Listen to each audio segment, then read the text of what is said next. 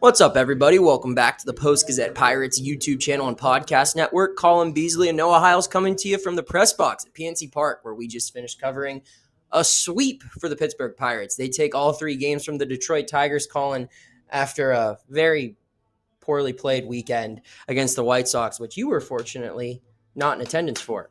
So we're going to talk about one guy who really stood out in this series sweep. Before we do, want to remind everyone to check out all of our work at post-gazette.com. Get yourself a digital subscription. If you don't have one already, also check out our print product. We print on Thursdays and Sundays, but online every day. You can read our coverage, what Colin and I provide from the ballpark. We cover all sports in the Pittsburgh area, both in the city and outside, from high school, college, to all the professional teams in town. I feel like the football team had a pretty big day today as well, reporting to training camp. And we also report on things not related to sports. We are a newspaper, so you can read about all of it at post-gazette.com. Also want to give a shout out to our sponsor, Greenawalt Roofing, who makes these videos possible. So Colin, Spencer Horwitz had a heck of a series over these past 3 days. He goes 7 for 12, drives in 7 runs, hits a grand slam today, a couple of doubles the night before. Just your overall thoughts on Spencer's performance. Yeah, he was just really good this series. I think the Tigers are going to be very, very excited to not have to see him again this season. Back-to-back 3-hit games, as you mentioned, the grand slam today. I saw in one of the craziest, weirdest baseball stats that I've ever seen was that he was the second Pirate since 1900 to have two 3-hit games in a grand slam in a 3-game series. It's I don't know how you track these things. I don't know how Luke Henney, the Pirates PR guy, finds these sort of things. So shout out Luke if he's watching this. Yep. But he had a really good series. This level of production, you can just see how good the Pirates offense looked when it got production from Horwitz, both as a leadoff hitter because he was batting leadoff for this entire series, but also just production from him at a typical power position at first base. And to peel back the curtain a little bit, so Saturday night after the Pirates lost a tough one to the White Sox, when I was walking back up from our clubhouse availability, most of the players had gone home. They went home before we were even in there to talk to them.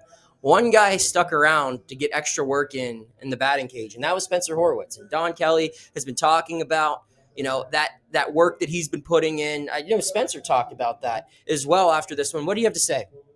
Yeah, he just said it's good to see himself get results. He kind of talked about how he knows there's been a lot of frustration, which I'm sure we'll get into in a little bit, but he's known that the underlying numbers haven't been too bad, but to see the actual results come together, like the numbers can say whatever you want, but if you're not standing on second, if you're not hitting homers, if you're not anything like that, that's frustrating as a baseball player. So he was really glad to see, at least over these 3 games, the results.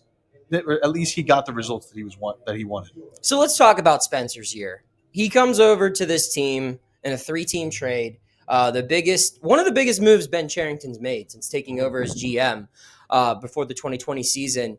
They moved Luis Ortiz over along with 2 pitching prospects. He's going to be their first baseman. They anticipate him being a guy that they can rely on to get on base at the top of the order. But we had to wait to see him, Colin. We find out before spring training starts, the day before spring training starts, that he had wrist surgery and it kept him out for an extended amount of time. You compound that with being the only big move in a relatively quiet offseason, a frustrating offseason for fans. You get here with a lot of pressure. This is also his first real opportunity to be an everyday big leaguer. And all of that's kind of compounded into a very unique, challenging introduction for Spencer to Pittsburgh.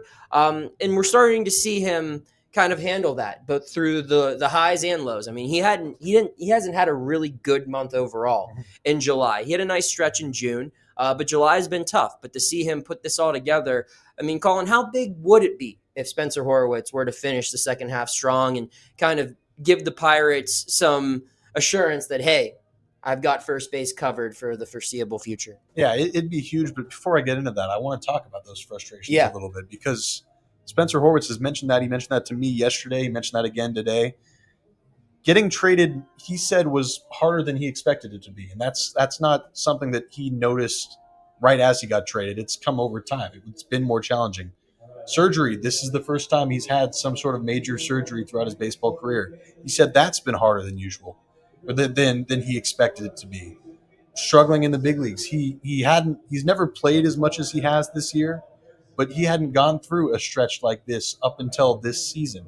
That's been hard for him. It clearly weighed on him, and he kind of said, like, as he hit the grand slam today, he let out a scream as he ran around first base. He described it as just kind of a scream of anger because of how frustrating this season, this stretch has been for him. He was batting 133 this month entering this series, and you can see he's feeling really good about how these results were these last couple of games. Yeah. Now to your bigger question, yes, which I'll let I know you'll analyze it as well, but it would be huge for the Pirates to get some production at first base.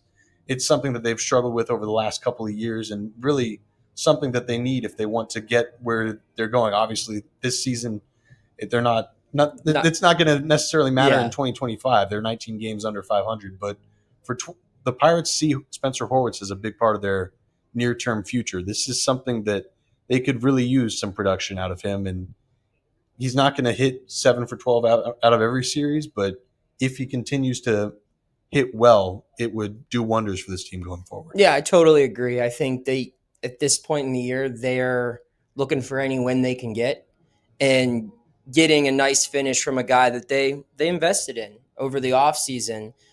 Invested in not, I guess, monetarily, but through trade assets and into their future. I mean, this is a guy who they traded for because of his club control.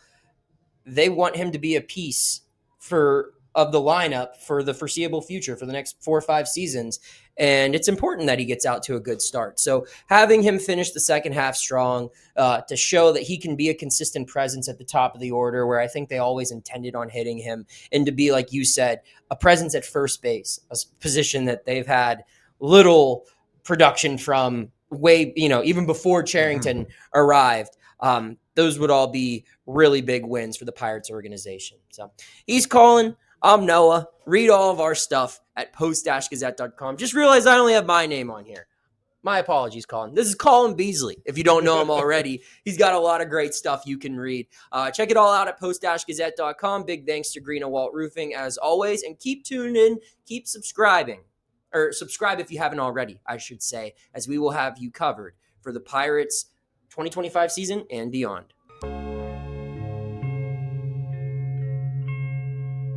Thank you for checking out this content from Post-Gazette Sports. If you watch this video on YouTube, please like the video and subscribe to our channel. For all of the sports coverage the Post-Gazette has to offer, visit post-gazette.com.